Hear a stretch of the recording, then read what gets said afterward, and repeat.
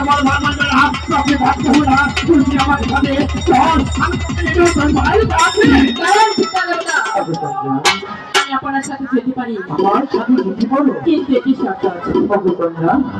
তুই আমার যত সন্তান, আমি তো পিতা, পিতা হয়ে একটি শব্দকে নাও, তুই ধর একটি শব্দকে নাও। তার আগে বড় পূর্ণিমাকে প্রতিজ্ঞা করতে হবে, আজকে রাতে আমি আপনার কাছে যাবো, আপনি আমাকে তাই দিবেন। তুই আমার যত সন্তান, আমি তো পিতা, পিতা হয়ে কথা দিলাম, এই আপনার কথা দিলাম, এই ভগবানের দিক থেকে আমি তোকে দিলাম, আজকে রাতে পিতা চাইবি, আমি তোকে আমি জানতে পেরেছি আপনার কাছে 8 কোটি নাগের ভার আছে, আজ থেকে সে 8 কোটি নাগের ভার আমার কাছে করে দিতে হবে।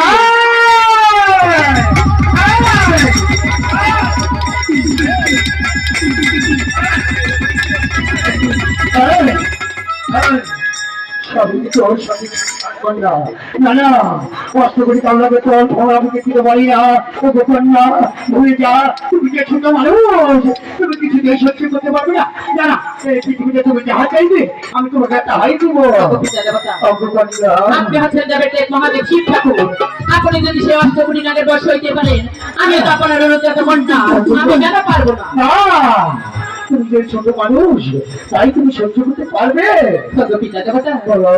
এই বড় পূর্ণিমাকে প্রতিজ্ঞা করে বলেছে, আজকে রাতে আমি আপনার কাছে যাবো, আপনি আমাকে তাই দিবে। আর যদি সেই কথা না রাখেন, তাহলে নগরবাসী আপনাকে যাবো বলে মানবে না, যদি যাবে না, তাই তো আমি আপনার সাথে যাবো না।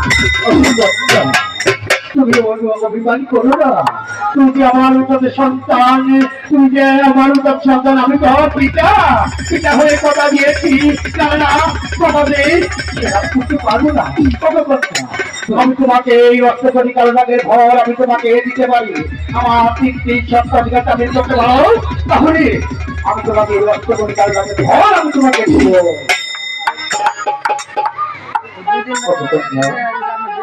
তাহলে আমার কর্তব্য সত্য হলো এক পায়ে এক সন্তানকে এই কালো লাগটা তখন তুমি ধ্বংস করতে পারবে। এই তো মাটিতে দিব্যি করে বলেছি, এক মায়ের এক সন্তানকে আমি আমার কালো লাগ দিয়ে দংশন করবো না। আমার দ্বিতীয় সত্য, যার নদী খাবে তার গুণ পেয়ে যাবে, কোন খারাপি করবে না। এই তো আপনাকে স্পর্শ করে বলছি, যার নুন খেয়েছি তার সারা জীবন গুণ গিয়ে যাবো, তার সাথে কোনোদিন মহারামি করবো না। আমার 3 নম্বর আমি বলে যাবো, তার আগে তুই তোর প্রত্যাশায় বসে যা, ওই অর্থ করি কালভাগের ঘর আমি তোকে দিয়ে ওই 3 নম্বর আমি তোকে বলে যাবো। ঠিক আছে পিতা দেবতা, এই তো আমি পর্দার আসনে বসে যাচ্ছি, আপনি সেই আমাকে 8 কোটি নাগের ঘর আমার অধীনে করে দিয়ে যান।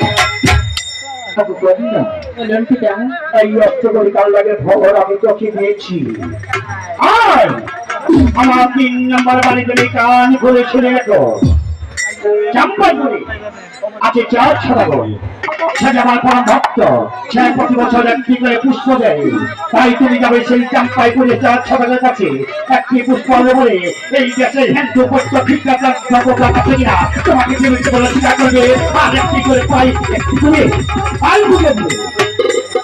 ঠিক আছে পিতা দেবতা, আমি আপনার কথা অক্ষরে অক্ষরে পালন করবো। যাবো সেই চাম্পাইপুর 4 সদাগরের প্রাসাদে, তার কাছ থেকে খানা পুষ্প আদায় করি, তবে আমি আমার ইচ্ছা লাভ করবো। অবচন্দ্রা, তুই যে মানুষ যত সন্তান, আমি তার পিতা। পিতা হয়ে আমি একটি কথা বলতে চাই, তোমার বাসক দেবী তোমার নাম রেখেছে কি? আমার বাসায় তোমার নাম রেখেছি মনসা। মনসা, মনসা, মনসা।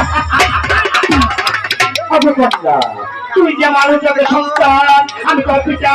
পিতা হয়ে একটি নাম রেখে দিতে চাই, ওই ইতিহাসের পাতায় সুন্দর করে লেখা থাকবে হিন্দু বৌদ্ধ খ্রিস্টান সকল আছে কিনা তোমাকে দেবে কবর স্বীকার করবে, আর একটা পায়ে দিতে দিবে। আর থেকে নাম দিয়ে দিলাম পদ্মা দেবী, পদ্মা দেবী।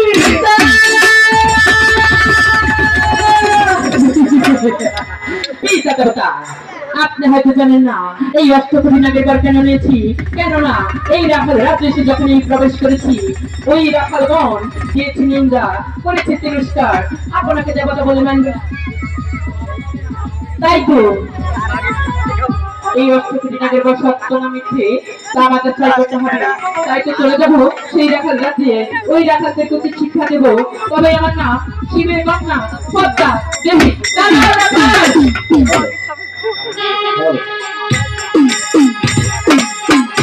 প্রিয় দর্শক মণ্ডলী, আমরা আপনাদেরকে গান উপভোগ করার জন্য এই আয়োজন করেছি। যদি গান ভালো লাগে তাহলে দক্ষিণ পাশে মহিলাদের ওই সাইডে যে সমস্ত ছেলেরা আছেন, দয়া করে আপনাদেরও বিশেষভাবে অনুরোধ করছি ওই মহিলাদের পাশ থেকে আপনারা চলে যান। আর যারা দাঁড়িয়ে গান শুনবেন তারা পিছিয়ে দাঁড়ান, নইলে বসে পড়েন।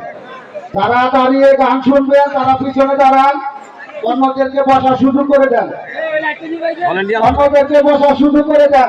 আমি আবার বারবার বলছি, দক্ষিণ সাইডের মহিলাদের পাশে যারা আছেন